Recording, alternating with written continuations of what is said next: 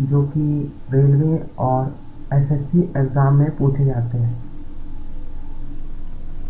First question, धनायन तथा ऋणायन के बीच आकर्षण के फलस्वरूप निर्मित आबंध को क्या नाम दिया गया?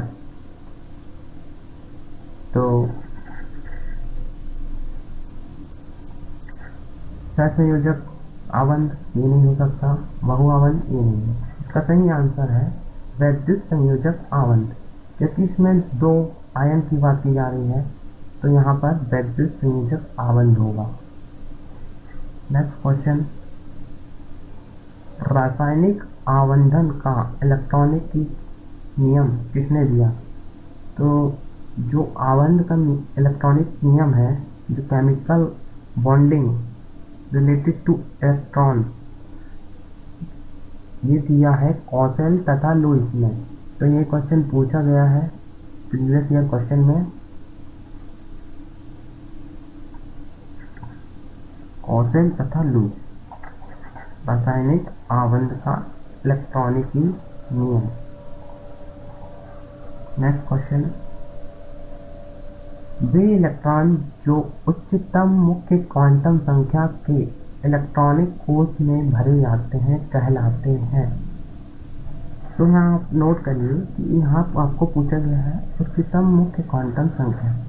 उच्चतम क्वांटम संख्या क्या है? यहाँ पे हायर एनर्जी लेवल है, जहाँ पर आपके कंडक्टिंग बैंड होता है, जो जहाँ से आपके इलेक्ट्रॉन या तो ग्रहण किए जाते हैं या तो दूसरे परमाणु में जाते हैं और बॉन्डिंग क्रिएट करते हैं।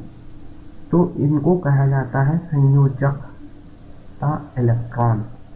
तो जो आउटर मोस्ट सेल के जो इलेक्ट्रॉन होते हैं और हायर मोस्ट क्वांटम नंबर होता है, जो वो कहलाता है संयोजक इलेक्ट्रॉन। और डायग्राम से भी समझ सकते हैं, ये आपका न्यूक्लियाई नाभिक हो गया। अब इसके आजू बाजू जो आपकी सेल्स होगा, जो आउटर मोस्ट होगा आपका,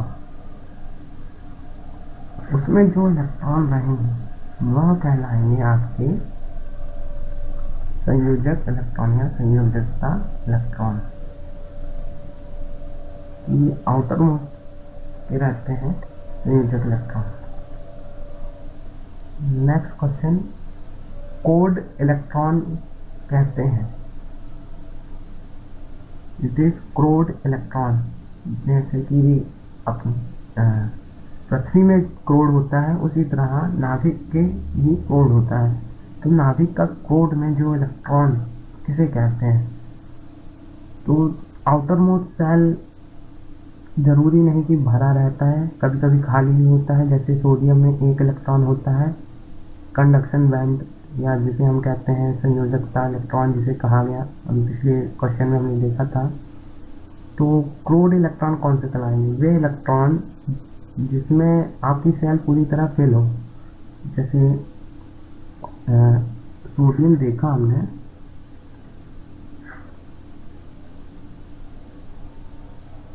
सोडियम में 2, 8 और 1। तो आपके जो ये 2 और 8 इलेक्ट्रॉन्स हैं, ये आपके क्रोड इलेक्ट्रॉन कहलाते हैं, क्योंकि इनकी जो सेल है पूरी तरह फुलफिल है। तो इसका आंसर रहेगा पूर्ण रूप से भरे ठोस इलेक्ट्रॉनों को क्रोड इलेक्ट्रॉन कहा जाता है। नेक्स्ट क्वेश्चन देखते हैं, चीनी के अल्कोहल में परिवर्तन की प्रक्रिया कहलाती है। चीनी के अल्कोहल में परिवर्तन की प्रक्रिया, तो इसमें आपको इन तीनों में 3-4 ऑप्शन दिए गए हैं। इसमें आपको हमेशा कंफ्यूजन हो रहता है, लेकिन इसका आंसर रहता है किण्वन। तो किण्वन क्या होता है? फर्मेंटेशन। तो चीनी से अल्कोहल में परिवर्तन की प्रक्रिया होती है किण्वन। नेक्स्ट क्वेश्चन, कार्बन का लगभग शुद्ध रूप यानी the pure form of carbon. तो first is coke, second is coal जिसे कोयला, और थर्ड है पेट्रोल, पेट्रोलियम भी कह सकते हैं, और डीजल। तो राइट आंसर रहेगा इसमें कोक। राइट आंसर हो गया कोक। नेक्स्ट क्वेश्चन, ज्वाला के 3 भिन्न क्षेत्र होते हैं। जो आपकी ज्वाला होती है उसके कौन कौन से क्षेत्र होते हैं वो पूछा गया है। तो एक होता है अदीप क्षेत्र, एक होता है दीप क्षेत्र, एक होता है ज्योतिहीन क्षेत्र।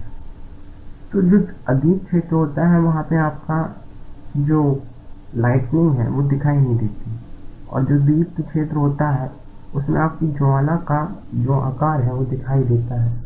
और ज्योतिहीन क्षेत्र में क्या रहता है, आपकी ज्योति तो दिखाई नहीं देगी, वहाँ तक उसका इफेक्टिव एरिया तो रहता है। तो इसका चारों ऑप्शन सही है, यही सभी भाग हैं इसके,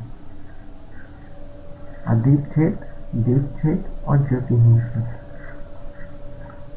नेक्स्ट क्वेश्चन, बिजली के उपकरण और पेट्रोलियम जैसे ज्वलनशील पदार्थों में लगी आग के लिए सबसे अच्छा अग्निशामक है।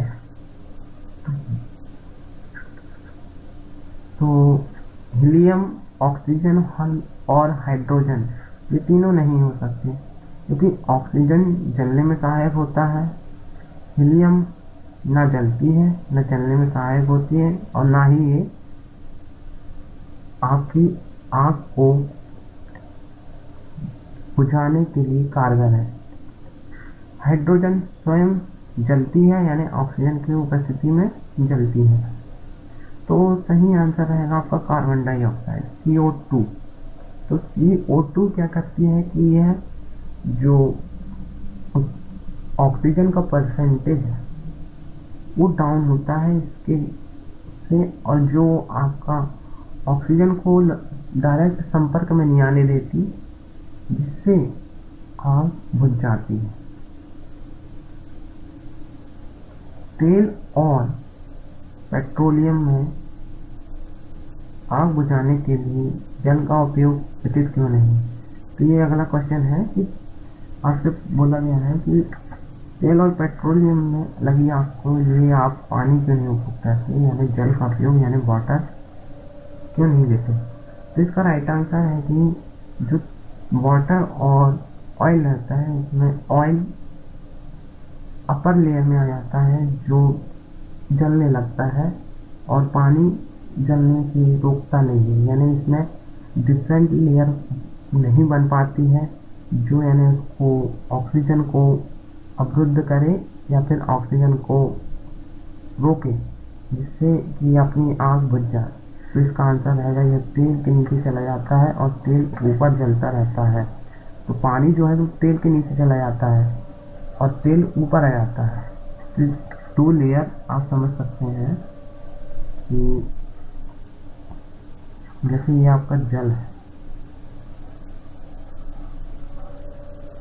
जब आपका जल तेल पे मारा जाता है तो क्या होता है, जो आपका तेल है वो इस तरह से ऊपर की ओर चला जाता है और पानी उसके नीचे आता है और जलता रहता है।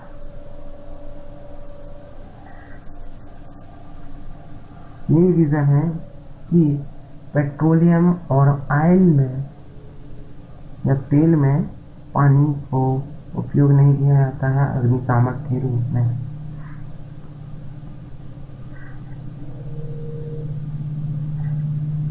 नेक्स्ट क्वेश्चन, पेट्रोल का ऊष्मीमान क्या है। ये एक न्यूमेरिकल क्वेश्चन है।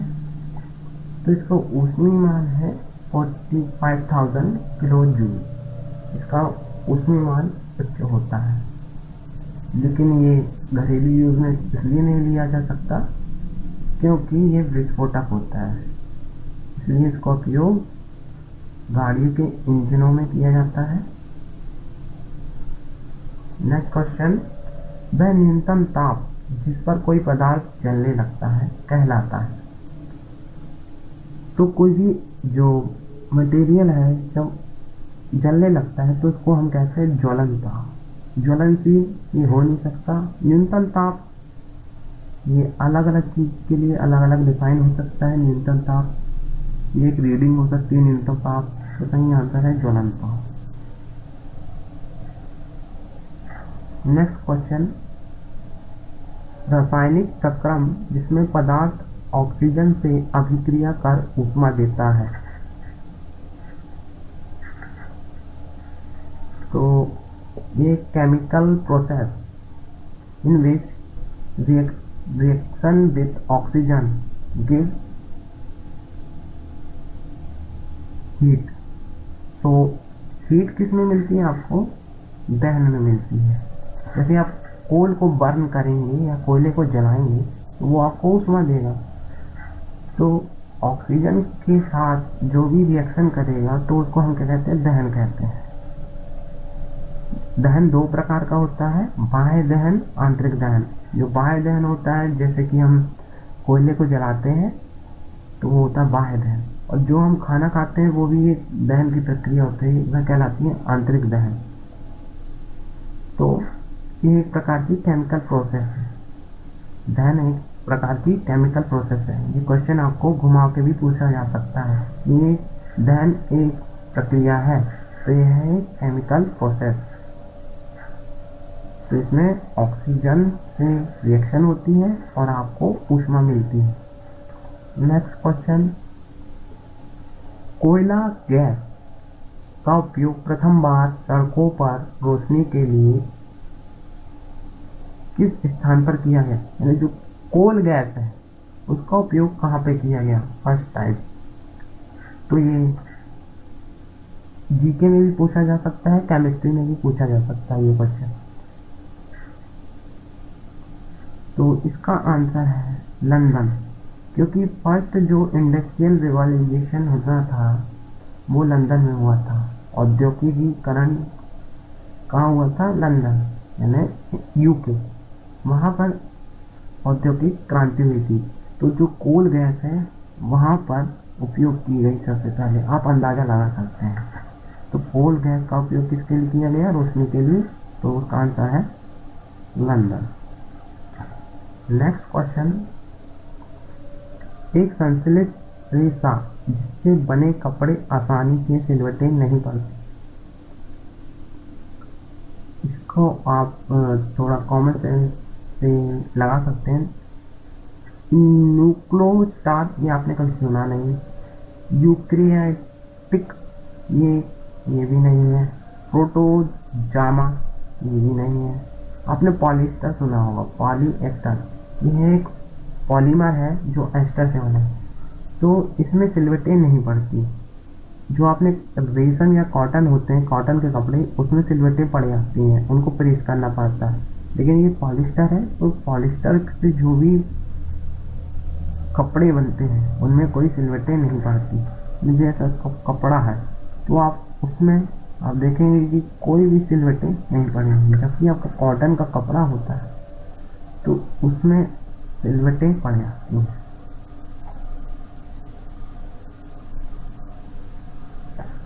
इस प्रकार की सिलवटें पड़ जाती हैं। तो ये क्वेश्चन है कि संश्लेषित रेशा जिसमें सिलवटें नहीं पड़ती, उसका आंसर है polyester, polyester. Next question, acrylic है। तो ये एक्रिलिक जो होता है वो एक प्रकार का संश्लेषित रेशा होता है। इसका आंसर है संश्लेषित रेशा।